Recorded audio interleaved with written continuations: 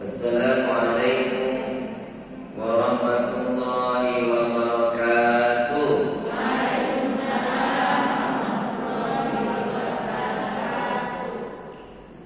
Alhamdulillahilladzi asra bi 'abdihi lailan minal masjidil haram ilal masjidil aqsa. Asyhadu an la ilaha illallah wahdahu la syarika lah wa asyhadu anna Muhammadan 'abduhu wa rasuluh sallallahu alaihi wasallam la nabiyya ba'dah. Subhanaka la ilma lana illa ma 'allamtana innaka antal alimul hakim. Rabbi shrah li sadri wa yassir li amri wahlul 'uqdatam min lisani yafqahu qawli. Ibu-ibu, para orang tua kami, jemaah Masjid At-Taubah yang dimuliakan Allah. Mari kita bersyukur kehadiran Allah Subhanahu wa taala, bersyukur dengan alhamdulillah rabbil alamin.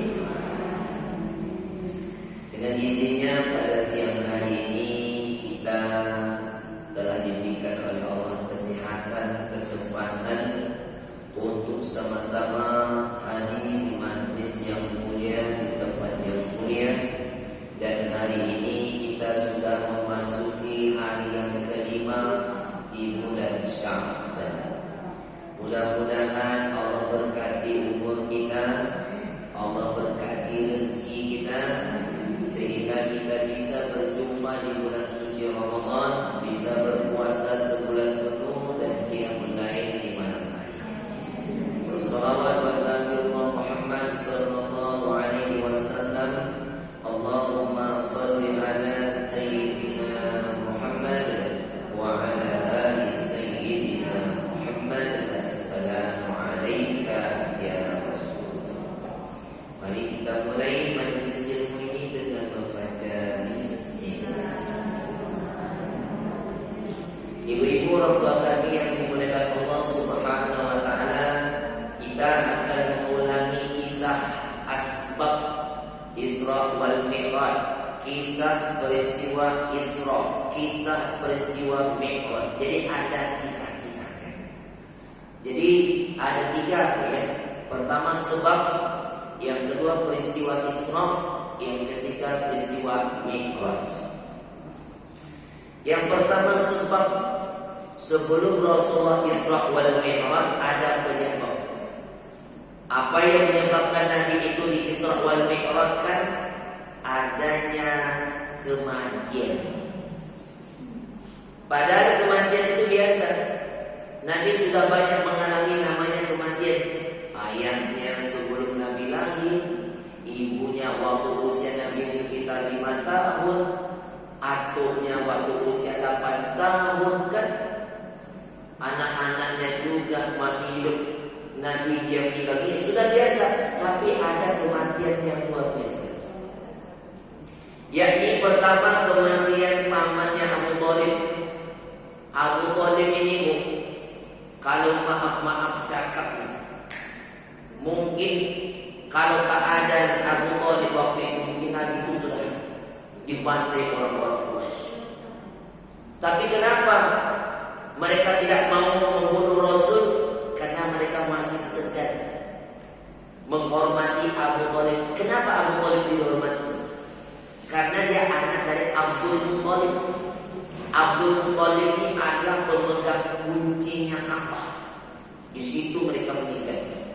Tapi kalau mereka marah, mereka hanya menyampaikan kepada Abu Thalib ini, Abu Thalib tolong sampaikan berita ini kepada keponakanku. Gitu loh. Tapi ketika Abu Thalib meninggal, mereka dengan mudah untuk meletakkan tanah di atas kepala Nabi. Bahkan yang paling menyedihkan Rasul adalah Abu Thalib mati dalam keadaan kafir. Itu yang sangat menyedihkan. Yang kedua, kematian setelah berselang 2 bulan kematian paman, mati pula Khadijah. Istri satu-satunya termasuk donatur perjuangan Nabi. Sampai-sampai Khadijah mengatakan, ya Rasulullah, seandainya hartaku habis untuk perjuangan ini, andaikan engkau ingin melewati suatu jalan tidak ada jembatan, aku siap membentangkan tubuhku ini untuk kau lewati, jadikan jembatan. Begitu Khadijah. Dua-dua tempat bergantung patah. Akhirnya Nabi mencari lokasi yang baru. Kemana? Taif. Jalan dari Mekah ke Taif itu 60 mil. 10 hari Nabi ke Taif berdakwah dari rumah. Orang Taif itu lebih kurang dengan orang-orang Mekah. Bahkan mereka ada yang mengatakan, ya Muhammad, mengapa engkau yang diangkat menjadi Nabi, menjadi Rasul? Mengapa tidak orang yang sehebat Abu Lahab, Abu Jahal, Abu Sufyan? Kenapa tak mereka aja yang diangkat?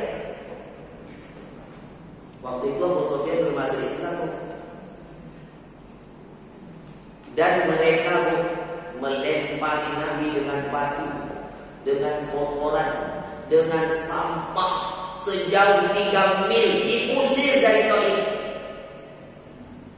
Tiba di sebalik bukit, Nabi termenung kesedihan dan kondisi duka, berdarah. Tiba-tiba turun malaikat Jibril. Ya Muhammad, engkau tinggal tunjuk aja gunung yang ada di sini yang besar-besar. Akan kucabut gunung itu, akan kulempar kepada penduduk Taif yang telah menghinamu ini. Apa kata Nabi? Jangan Jibril. Mereka melakukan itu karena mereka tidak tahu. Jangan. Itu kata Nabi. Coba kalau kita disakiti orang, dilempari orang dengan batu, kita dihinakan orang dalam keadaan sedih, datang malaikat memberikan pertolongan. Apa jawab kita? Lanjutkan itu. Itu kita kalau Nabi itu sudah sampai pada tingkat abdihi, hamba Allah. Ketika tidak ada yang mau beriman, Allah putus para utusan, bukan dari malaikat, bukan dari manusia, tapi dari golongan jin. Jin yang datang. Ketika Nabi membacakan ayat, jin mendengar, langsung beriman. Inna sami'na Qur'anan ajaba. Kami mendengar Al-Quran yang dibacakan itu ajib, sangat menakjubkan. Lalu jin itu beriman dan pulang ke Yaman mendakwah kepada kaum-kaum jin. 70.000 jin yang ada di Yaman masuk Islam. Jadi jin itu ada juga jin beriman. Ada jin kafir sama dengan kita. Jin itu juga punya keluarga, jin juga punya akal. Wa ma khalaqtul jinna wal insa illa liya'budun. Ketika itu Nabi pulang ke Mekah. Bagaimana? Tidak risau, tidak gundah, tidak sedih. Waktu itu menurut riwayat Nabi tidur di rumah Ummu Hanif. Malam itu juga Jibril turun, langsung menembus atap rumahnya Ummu Hanif dan membangunkan Rasulullah. Lalu dibelahlah dadanya Nabi, dibersihkan hatinya dengan air zam-zam, dengan tempat wadah terbuat dari emas. Inilah pembelahan dada Nabi yang kedua kalinya. Pertama kali sewaktu diasuh Halimah Sa'diyah. Setelah dada Nabi dibersihkan, Allah telah menyediakan kendaraan. Apa kendaraan? Buruk itu lebih kecil daripada kuda, lebih besar daripada keledai. Inilah tunggangan para nabi yang Allah siapkan. Kecepatan buruk ini seperti kilat. Yakadul barqu yakhtafu absarahum. Yakadul hampir barqu menyabar mata mereka, buruk kilat. Barulah Allah mulai melakukan perjalanannya. Subhanalladzi asra bi'abdihi lailan minal masjidil haram ilal masjidil. Maha suci Allah yang telah memperjalankan hambanya.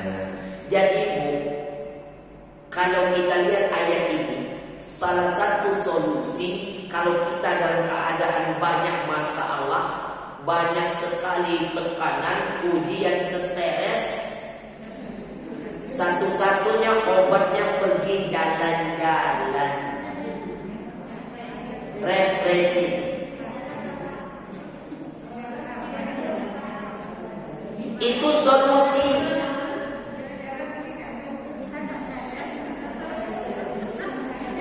Ini ada kalau dari bunyi jalan-jalan ikut. Jadi ibu orang tua kami Allah Subhanahu wa taala. Jadi begitu Allah memperjalankan ibaratnya untuk menghibur hati Rasulullah dari Masjidil Haram. Sebelum Nabi sampai di Masjidil Aqsa Palestina, Nabi berhenti di dua tempat. Pertama, di Baitul Lahmi, tempat lahirnya Isa bin Maryam di Syam.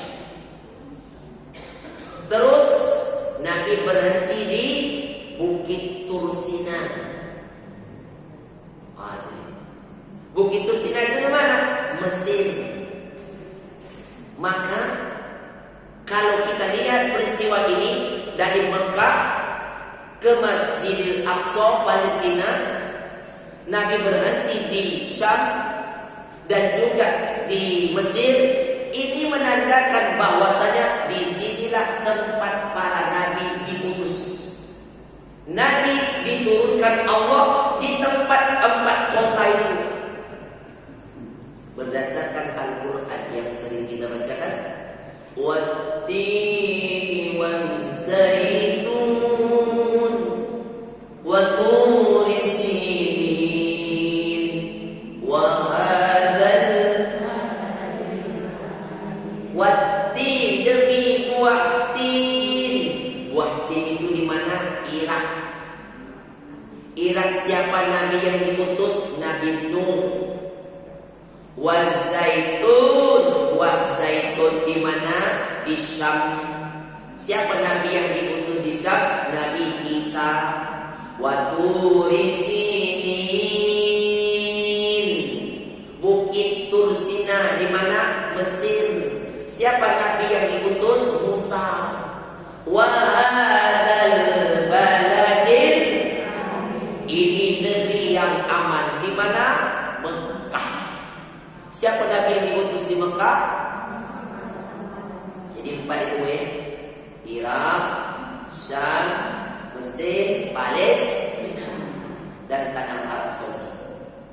4 kota. Karena Syam itu bagian dari masuk Palestina dan Mekah. Jadi 4 kota ini. Selain 4 kota ini tak ada, termasuk kota Pekanbaru pun tak ada. Terus ketika Nabi sampai di Masjidil Aqsa, Nabi mengikat buruk di dinding masjid. Sekarang dinding masjid itu dijadikan orang-orang Yahudi sebagai dinding ratapan. Kalau banyak mereka merasa banyak dosa, di dinding itu mereka beratap, dosanya akan hilang. Padahal dinding itu dulu dijadikan tempat mengikat buruknya Nabi. Mengapa buruk itu harus diikat? Padahal itu kan kendaraan para nabi, takkan mungkin buruk itu lari. Tapi Rasul mengajarkan kepada kita bab tawakal. Apa itu tawakal? Nah, tidak cukup dengan doa, tapi harus ada usaha. Hasilnya serahkan kepada Allah. Itu tawakal. Contoh, kita minta rezeki, ya Allah berikanlah aku rezeki, ya Allah. Kalau tak usaha dapat? Nah. Ya Allah berikanlah aku keturunan anak yang soleh dan soleha. Kalau tak kawin dapat?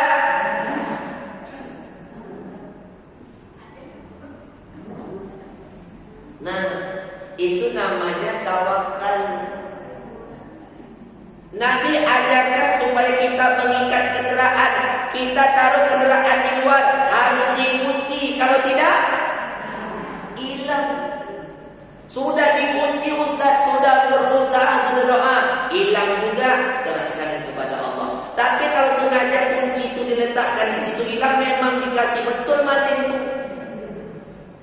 Sedangkan berkunci aja hilang, apalagi ditaruh kunci di situ. Maka ilmu tawakal ini contohnya seperti burung. Burung itu kalau pergi cari makan itu pagi-pagi. Pergi dalam keadaan lapar, pulang dalam keadaan siapa yang telah mengenyangkan? Allah. Burung itu kalau pergi cari makan, dia berombong-rombongan, berkawan-kawan. Kalau yang satu kawan dapat makan, dia akan berkicau supaya kawan-kawan yang lain ikut makan sama, ajak makan bareng. Itu burung, sedikit bagi sama-sama. Kalau awak berkurang, dapat rezeki diam-diam, tiba tak ada duit baru berkicau. Ada betul Pak? Itulah sifat manusia, suka mengeluh. Contoh burung, kemana-mana burung tak bawa ATM. Kita kemana-mana ada ATM tidak? Ada. ATM orang. Itu contohlah bab tawakal. Ketika Nabi sampai di Masjidil Aqsa, malaikat memberikan 2 minuman. Yang satu khamar, yang satu susu. Walaupun khamar itu belum diharamkan, tapi Nabi mengambil fitrahnya susu. Setelah diminum, langsunglah peristiwa Mi'raj. Kalau tadi Isra perjalanan dari Masjidil Haram ke Masjidil Aqsa, suratnya pada Isra ya. Tapi kalau Mi'raj suratnya An-Najm. Naik ke langit. Mengapa harus naik ke langit lewat Masjidil Aqsa? Harusnya kan langsung tembak aja kalau mau dari Masjidil Haram kan Bu. Rupanya pintu langit itu harus melewati Palestina dulu.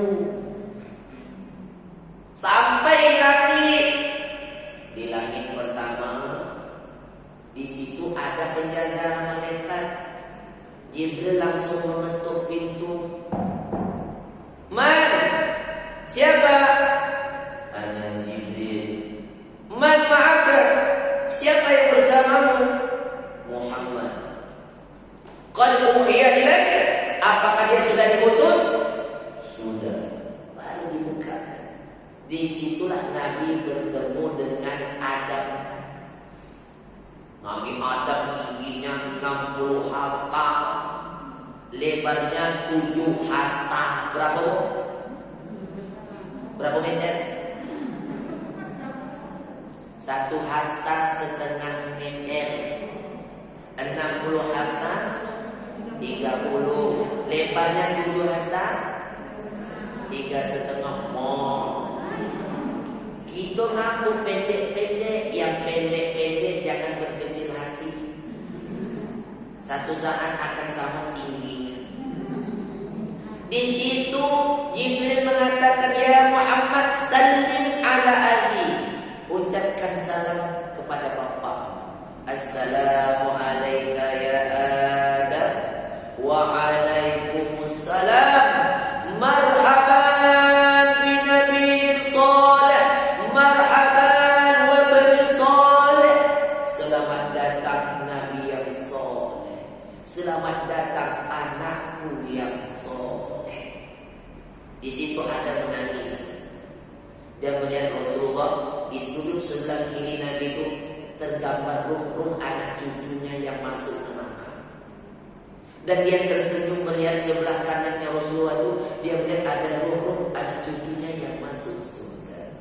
Artinya tidak semua anak cucunya ke neraka dan tidak semua yang ke surga. Terus naik ke langit kedua, jumpa dengan Nabi Isa bin Maryam dan Yahya bin Zakaria. Di situ Nabi juga mengucapkan salam. Naik ke langit ketiga, jumpa dengan Nabi Yusuf, seorang nabi yang tampan. Siapa yang beruntunglah Nabi Yusuf.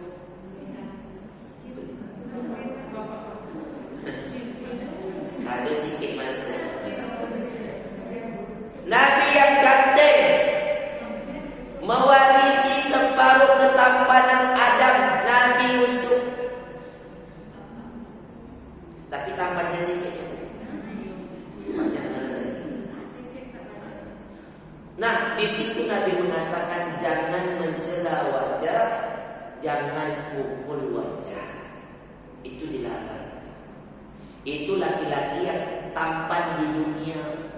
Wanita yang tercantik di dunia siapa, Bu?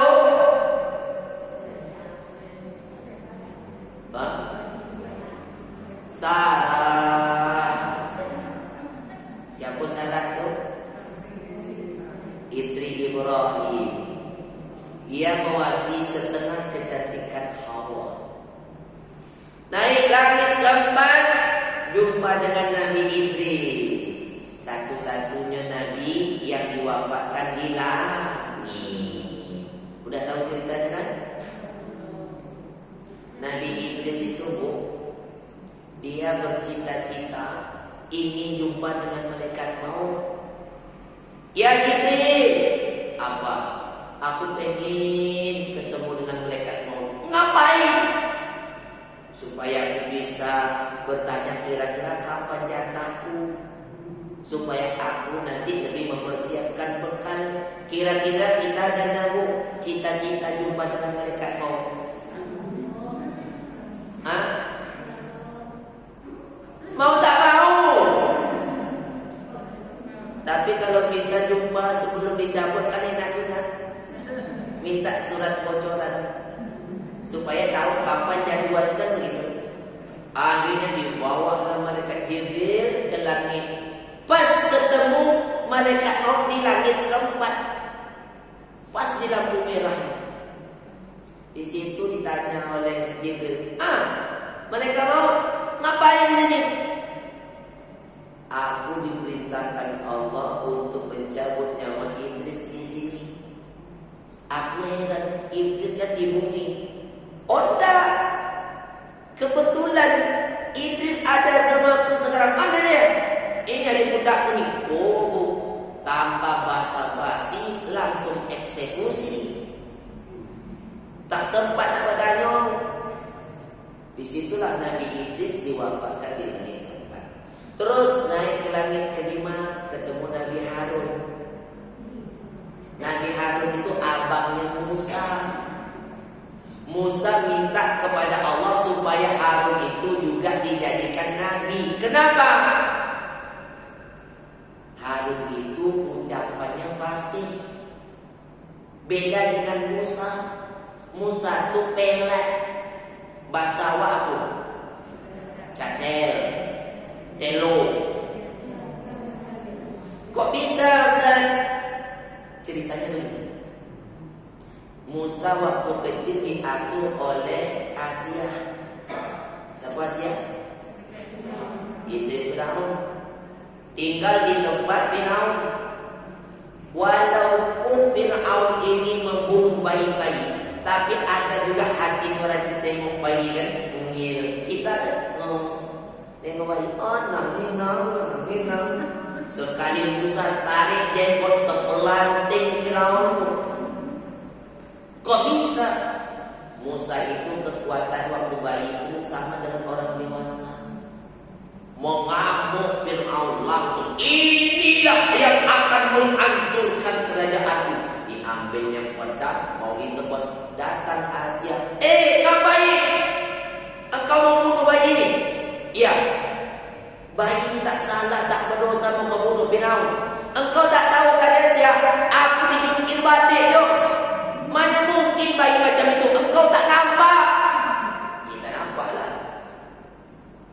Kalau tak percaya Asia, jadi kita buktikan. Ambil roti, ambil bara api. Kalau dipilihnya roti, aku cencang kepalanya. Tapi kalau diambilnya bara api, selamatlah dia. Maka Jibril yang mengarahkan Musa makan bara api. Itu yang menyebabkan lidahnya cacat. Maka ketika Musa berhadapan dengan Fir'aun, dia selalu membaca doa terlebih dahulu. Apa doanya? Rabbi shrah li sadri yassir li wahlul 'uqdatam yafqahu. Ini penting Bu, bagi MC, bagi kata sambutan, bagi penceramah, supaya materi yang disampaikan jelas, yang mendengar pun jelas. Bagi yang tak pandai berkata-kata harus baca doa ini. Kadang-kadang menghadapi orang demam panggung, grogi. Kalau dah grogi itu hilang konsentrasi, materi hilang, tak tahu lagi apa yang mau disebut kecuali amabadu. Naik ke langit ke-6, jumpa dengan Nabi Musa. Di situ Musa cemburu. Ya Muhammad, umatku banyak dan banyak nabi-nabi yang telah diutus kepada kaum Bani Israel, tapi sedikit yang beriman, sedikit yang masuk surga. Sementara engkau, umat-umatmu lemah-lemah, kecil-kecil, tapi beriman dan paling banyak masuk surga. Dan pertama kali pula itu masuk surga. Terus naik lagi ke 7, jumpa dengan Nabi Ibrahim. Disitulah wajah Rasulullah itu mirip dengan Ibrahim. Kenapa? Ibrahim punya anak Ismail, Ismail punya anak cucu sampai ke Rasulullah Muhammad. Dan di situ Nabi Ibrahim bersandar di dinding Baitul Ma'mur, tempat ibadahnya para malaikat. Karena Ibrahim lah yang merenovasi Ka'bah yang hancur. Dan satu-satunya Nabi yang akan mendapatkan pakaian waktu di padang mahsyar ketika orang dalam keadaan telanjang. Kita dibangkitkan besok dalam keadaan tak berpakaian, belum dikhitan, tidak beralas kaki. Kok bisa Ibrahim dikasih pakaian? Ceritanya ini, ke waktu Raja Namrus marah kepada Ibrahim telah menghancurkan berhala. Ibrahim ini harus dibunuh, tapi harus lebih menyakitkan, dibakar. Tapi kalau dibakar, buka pakaiannya baru dibakar. Di situ pakaian yang dibuka waktu dibakar, dan Allah ganti pakaian waktu di padang mahsyar. Terus menuju ke Sidratil Muntaha. Disitulah Nabi melihat pohon sidrah, pohon bidara. Cantiknya luar biasa, indahnya terbuat dari emas, permata, intan, berlian. Dan Nabi ke Muntaha, terbatasnya ilmu manusia, malaikat jin sampai di situ. Di atasnya lagi adalah ilmunya Allah. Dan Jibril tak bisa lagi menemani Nabi, dan Nabi langsung berjumpa dengan Allah. Di sini lalu turunnya perintah sholat langsung dari langit. Kalau biasanya perintah zakat, perintah puasa, perantaranya malaikat. Tapi kalau sholat langsung Allah yang menurunkan. Dan akhir dari surat Al-Baqarah, amanar rasul. Setelah itu Nabi dibawa dari jalan-jalan. Kenapa? Sidratul Muntaha itu dekat dengan surga. Jadi di situ Nabi melihat surga. Nabi mencium bau surga yang harum. Tanya kepada Jibril, ya Jibril, ini wangi apa ini? Itulah wanginya kuburan Masyito. Siapa Masyito itu? Tukang sisirnya Firaun. Ketika Masyito menyisir rambut anak Firaun terjatuh, lalu diambilkan dengan mengucapkan Bismillah. Anak Firaun tanya, siapa Allah itu Masyito? Apakah dia bapakku Firaun? Oh enggak. Allah itu Tuhanku, Tuhanmu, dan Tuhan bapakmu. Dilaporkan kepada Firaun, mengamuk Firaun, panggil. Betul Masyito, ada Tuhan selainku? Iya. Engkau tahu tak hukumannya apa? Tahu. Engkau siap dibunuh? Siap. Dibakarlah tubuh isinya minyak. Digorengkan Masyito dalam keadaan hangus, bau gosong di dunia, tapi dibalas harumnya di surga. Terus Nabi mendengar bunyi telapak kaki. Ya Jibril, itu bunyi telapak kaki siapa? Itulah bunyinya sendal Bilal. Kok bisa sendal Bilal sudah ada di surga? Ketika Nabi turun, Nabi tanya, Bilal, aku mendengar bunyi telapak kakimu di surga. Ada apa Bilal? Apa yang kau lakukan Bilal?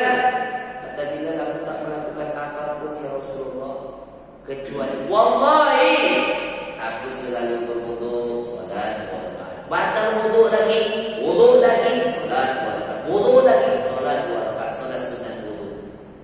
Bayangkan amalan Bilal, salat sunat wudu, memperbaharui wudu, sendalnya sudah sampai di surga. Kalau sendalnya sudah sampai di surga, orangnya akan musul ke sana. Coba, lebih mahal pula sendal kita daripada sendal Bilal. Mungkin kalau berjalan sendal kita tak berbunyi, tapi kok bisa sendal Bilal berbunyi? Mungkin sendal seperti wudu kita di masjid itu lah, yang terbuat dari kayu, melepak. Apa namanya? Tegedek. Itu kan? Sendal Bilal mungkin mahal sendal awak ni. Lebih mahal sendal kita daripada mukena. Lebih mahal pula sendal kita dari peci kan? Tidak. Coba bawa ke masjid sendal baru, hilang, mengamuk-ngamuk. Siapa yang maling sendal ni? Awak mahal-mahal beli sendal hilang. Harusnya pun kalau sendal itu hilang di masjid bersyukur. Kok bersyukur Ustaz hilang? Iya, bisa saja sendal yang sampai ke masjid itu akan sampai ke surga terlebih dahulu. Ya kan? Itu harusnya. Yang kita khawatirkan sendal yang mahal-mahal tak pernah sampai ke masjid, termasuk orang itu dong. Kadang ya kan? Terus Nabi melewati neraka. Ada yang dilihat Nabi, orang mencakar-cakar wajahnya. Apa itu Jibril? Itulah orang yang suka menggibah, memfitnah, adu domba. Pokoknya dosa mulut ini payah. Paling besar dosa mulut, paling banyak. Kalau dosa tangan mungkin mengambil hak orang, menampar. Dosa kaki mungkin melangkah di tempat tidak dirodai atau menyimpang. Dosa mata mungkin melihat yang tak diridhoi. Dosa telinga mungkin mendengar yang tak diridhoi. Tapi kalau mulut, gara-gara mulut berkelahi orang, gara-gara mulut hancur negara perang, gara-gara mulut hancur rumah tangga berantakan. Tidak. Nabi melihat ada orang yang berenang di laut darah sampai di tepian, dimasuk mulutnya dengan bara api. Apa itu Jibril? Itulah orang yang suka makan riba. Ada orang yang menganga mulutnya dimasuk bara api di mulut. Apa itu Jibril? Itulah orang yang memakan harta anak yatim. Ada yang membentang-bentangkan kepalanya di batu sampai pecah. Apa itu Jibril? Itulah orang semasa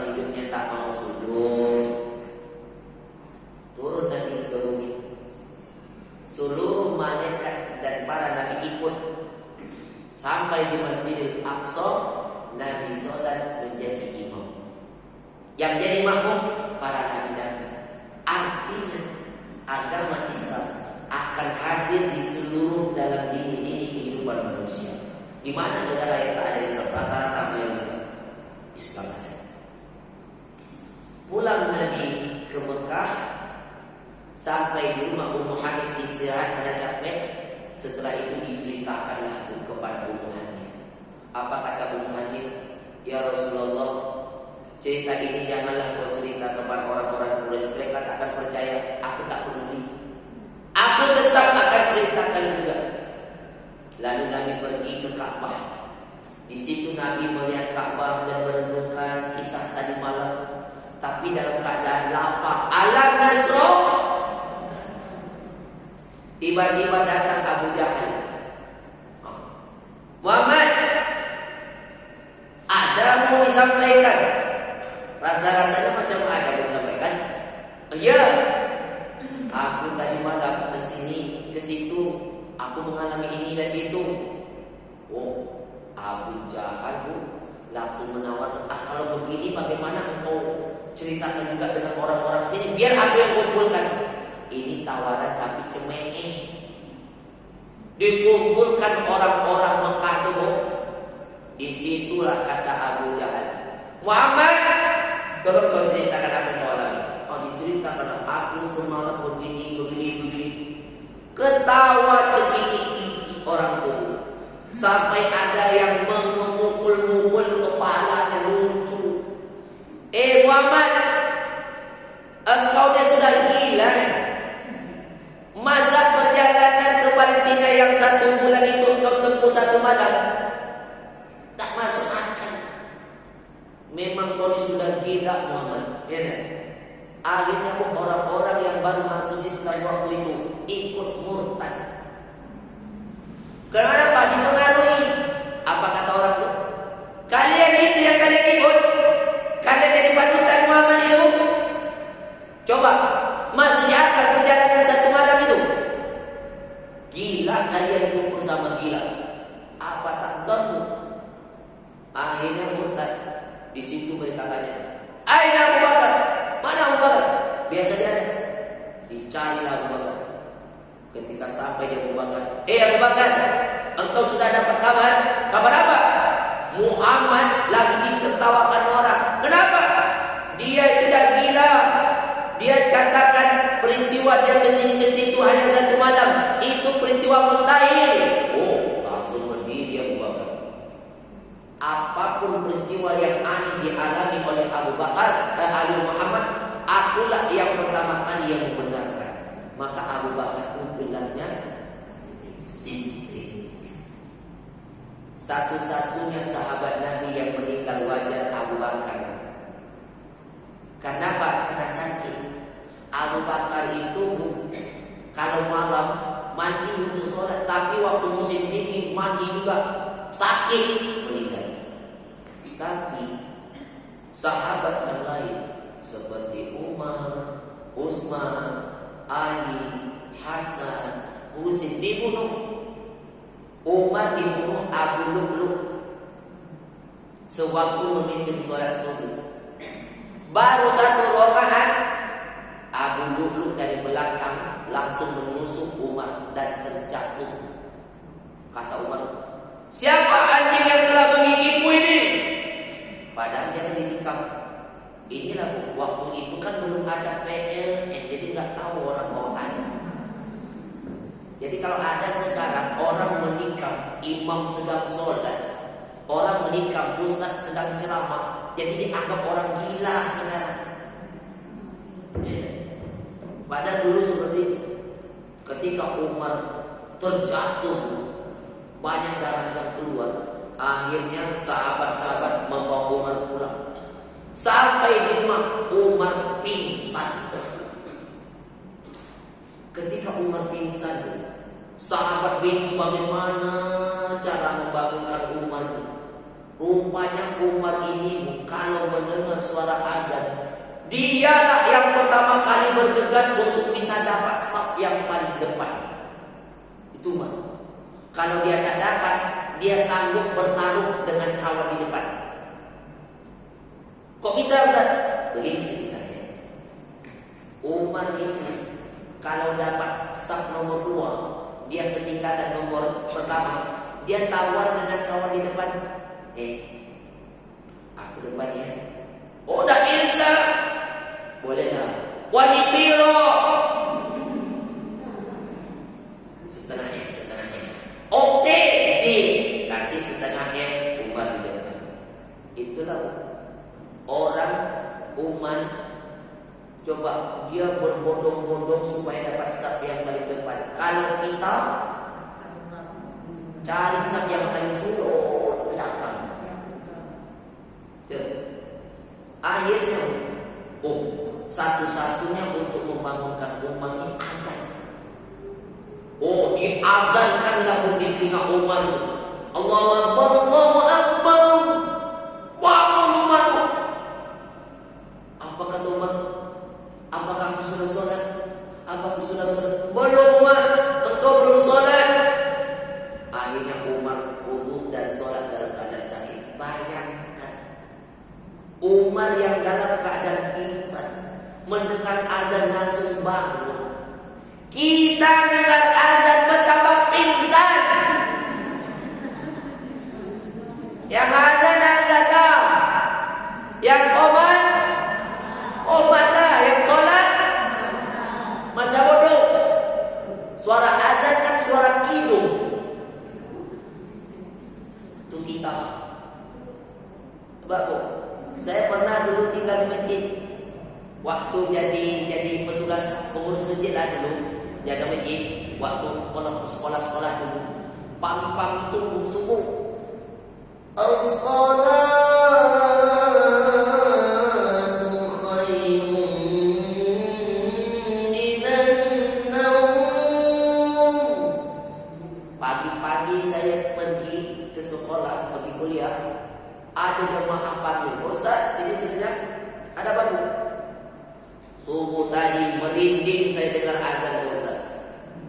Luar biasa.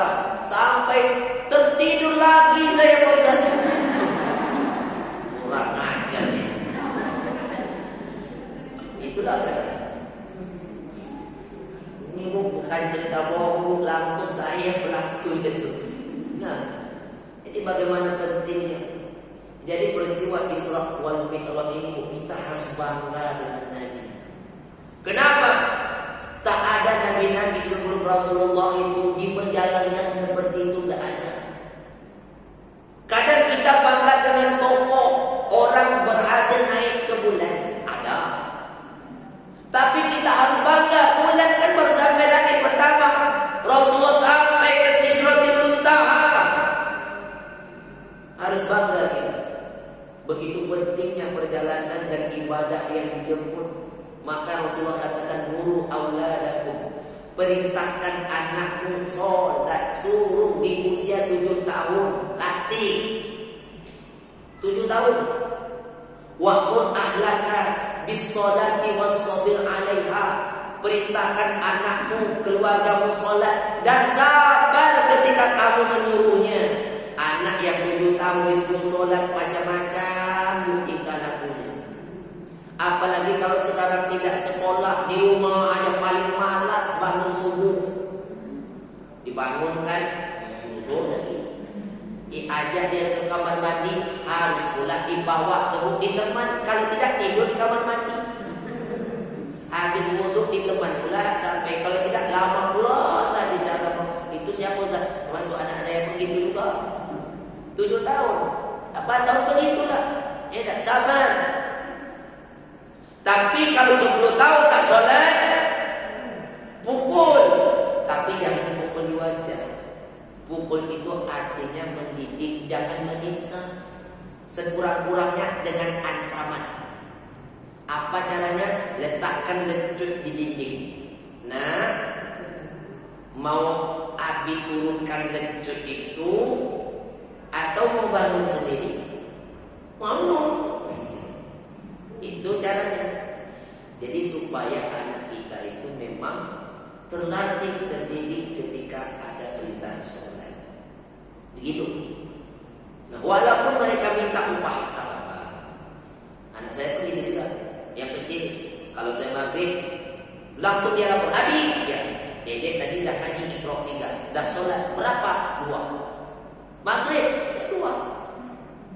minta duit 2.000. Kasih dong. Kadang-kadang belum sholat, Abi minta duit 2.000, nanti malam edek sholat. No.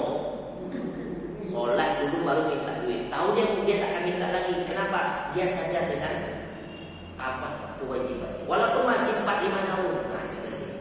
Itu caranya kita pentingnya sholat di dalam keluarga. Sabar. Ini yang saya sampaikan di hadapan ibu semua. Masih banyak waktu. Oh masih nanti. Ada pertanyaan dari sini? Para kasufi yang kedua-duanya mana di surga? Dilaksanakan. Iya, Bu. Kenapa tidak semua nabi dan rasul? Karena hanya 7 aja. 7 ada 8 orang kan begitu. Haruskan 25 kan? Itu menandakan nabi yang paling berat ujiannya. Rasulullah itu diperjalankan. Jangan engkau merasa dirimu yang diuji Rasulullah. Tengok nih. Coba Yahya bin Zakaria hilang kepalanya. Ya kan? Musa bagaimana tak dikejar Firaun? Ibrahim dibakar. Coba. Jadi semua itu peristiwa Nabi diperlihatkan supaya tengok tuh. Sebelum kamu sudah diuji dan lebih berat, maka Rasulullah katakan asyadul bala al-anbiya. Ujian yang lebih berat itu para nabi. Jadi di situ memotivasi untuk Nabi terus tetap dalam berdakwah. Jangan dipikirkan karena orang sebelum kamu sudah mengalami hal yang demikian. Ada lain? Dia hidup seperti itu. Iya. Namanya hidup di langit. Di langit, ya di langit ya nikmatilah lagi. Itu kan dapat kenikmatan yang tiada kira. Baik, ada lain? Perjalanan Rasulullah itu apakah jasadnya atau rohnya? Oh, kedua-duanya. Ngapain harus lu? Kalau tidak lu ngapain? Penting Nabi di bumi aja. Arwah aja tak berjalannya begitu. Ini kedua-duanya, Bu. Dari Masjidil Haram, Masjidil Aqsa, bagaimana pula dia cerita kalau tidak dinaik lagi? Itu bukan ruh, tapi kedua-duanya jasad dan ruh. Baik. Ada lain? Pas? Baik, kalau tidak ada, kita tutup dengan Alhamdulillahirrahmanirrahim. Subhanallah.